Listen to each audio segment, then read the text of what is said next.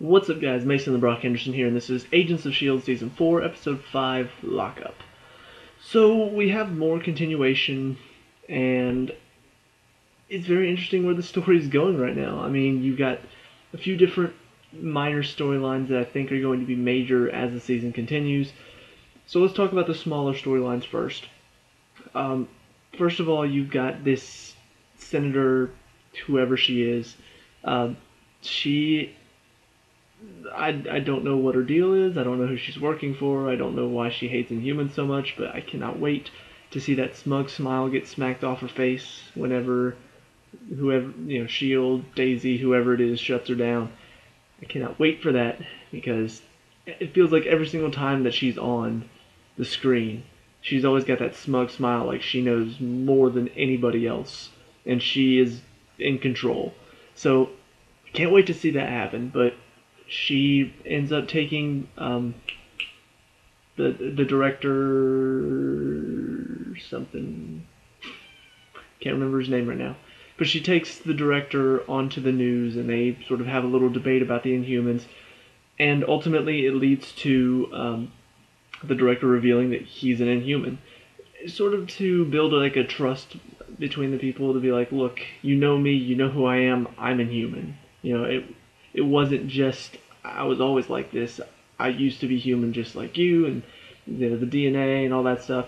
So ultimately that actually leads to his polls jumping up. Also going on in this little section of the story, you've got Simmons going through a lie detector test. She ultimately has enough of an issue where the director says, I want you to take another one because there are some issues there.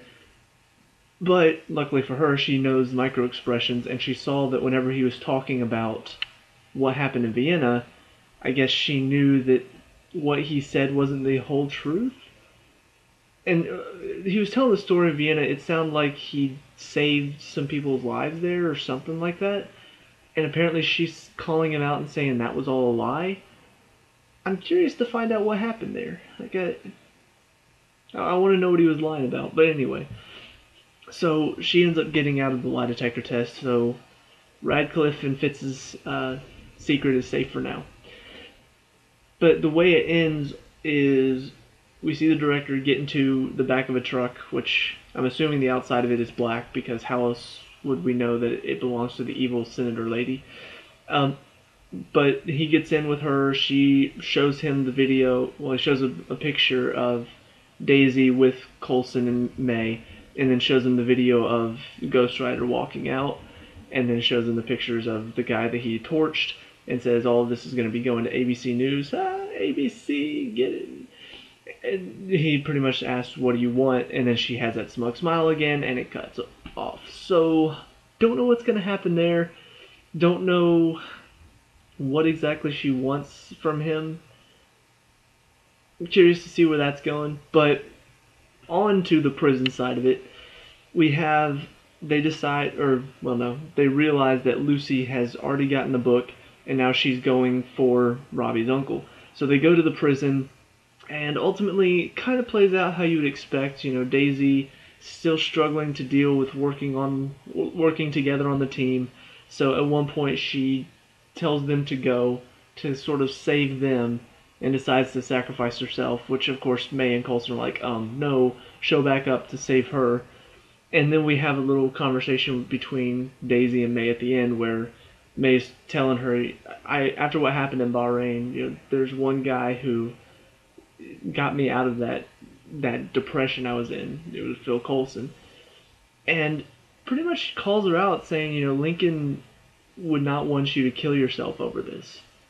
And that is, I guess that's kind of what they're saying, that she feels like anybody that she connects with is put into the line of danger. And she tells Robbie that at one point too. She says, people, I distance myself because I don't want people around me. So I guess that is the reason why she left S.H.I.E.L.D, because after what happened with Lincoln, she felt she was responsible because she's the one that tried to get him involved with S.H.I.E.L.D. And ultimately, that's what caused him. The thing is, he is the one that made the decision to sacrifice himself. It wasn't like S.H.I.E.L.D forced him to do it. It wasn't like being a part of S.H.I.E.L.D is what forced him to do it. He was there partially because he knew he was in danger too. It wasn't completely because of her and S.H.I.E.L.D. He made his own decisions as well, so I feel like at some point that's going to be addressed. Um, but I guess that's why she is not a part of S.H.I.E.L.D. anymore. She doesn't want to have anything to do with it. And then on the other side, we've got Robbie and Mac teaming up, and they're going to get Robbie's uncle. Of course, we have the joke as they're leaving. Fitz has the antidote for getting infected with the ghost. Have to insert it at like the back of, like the base of your skull, and so of course Mac's like, "Oh, I'm not good with needles." I'm like, "Okay, so he's probably going to get infected," and sure enough, that's what happens. We get a couple pretty cool scenes with Robbie burning the ghost alive again. Another cool scene with Daisy fighting off a bunch of inmates. The fight scenes are still great. And what ends up happening at the end of all of this, Robbie is leaving with his uncle, and Max stays behind to help out some of the guards. He sees the guy who I think he was a part of the gang that caused his brother to be in a wheelchair. So he saw him at first, had some words with him. Mac told him to move along, and so when he comes back, his gate is wide open. So he walks up in there and roasts him alive. And because of that, because he told his uncle to go outside, now Lucy has his uncle, and we see Lucy showing him the book, the Darkhold, I think it's called.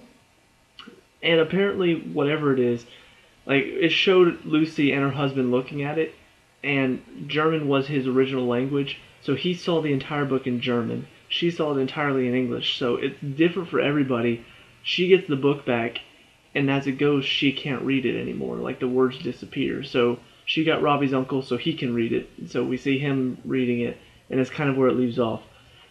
The interesting thing about all of this is, I talked about this before, one of the things about Agents of S.H.I.E.L.D. that when I was reading articles talking about Ghost Rider coming in this season, one of the worrying parts about it was, oh, the show's been very science-based. So, the Inhumans, they're alien, but they were explained scientifically. Everything to do with Thor and the Asgardian stuff that came in the first and second seasons, all of that was explained scientifically. So, they've made the alien stuff very scientific and tried to keep it out of the whole, like supernatural stuff like that. Well, with Ghost Rider coming in, story of him selling his soul to the devil, and now you've got these ghosts and now this book, Darkhold, that somehow you can read in your own language and the words appear and disappear. It's very interesting to see, are they going to go full supernatural with this? And even whenever Coulson's talking to May, because she just died and came back to life, he starts asking her, what did you see afterwards? What did you see when you died? Because he can't remember because of Tahiti. So he wants to know, what did you see afterwards? And she says, I saw you. Kind of curious. But it does beg the question, are we getting into more supernatural stuff in the Marvel Universe? I mean, you got Doctor Strange coming up soon, which is very magical, mystical stuff. So maybe they are starting to go a bit more mysterious and mystical because of stuff like that. That's going to be interesting to see. And they're doing a good job so far of really shifting the tone. Because ultimately I want to see a shift in tone. I don't want it to be the same thing, just going forward, and that's it. No change at all. We've had a shift of tone quite a few times. You look at the first season, it was a bit more upbeat, a bit more fun. You look at the second season, it was a bit more grim and dour because of Hydra. You look at the third season, it got a bit more gruesome, but also kind of not fun, but a bit more exciting, a bit more intense. And now this fourth season has become a lot more mysterious, a lot more secrets and mysteries to solve. So very interesting how they continue to shift up the tone, but it still feels like Agents of S.H.I.E.L.D. I'm still watching Agents of S.H.I.E.L.D. I've still got the same characters. I've still got the same story type stuff. And it's always a fun watch. So let me know what you guys think down in the comment section below. What you like and dislike about this episode. Let me know. We can talk about, discuss all that good stuff. Leave a like and subscribe for future Agents of S.H.I.E.L.D. reviews. And I'll see you at the next one. Peace out.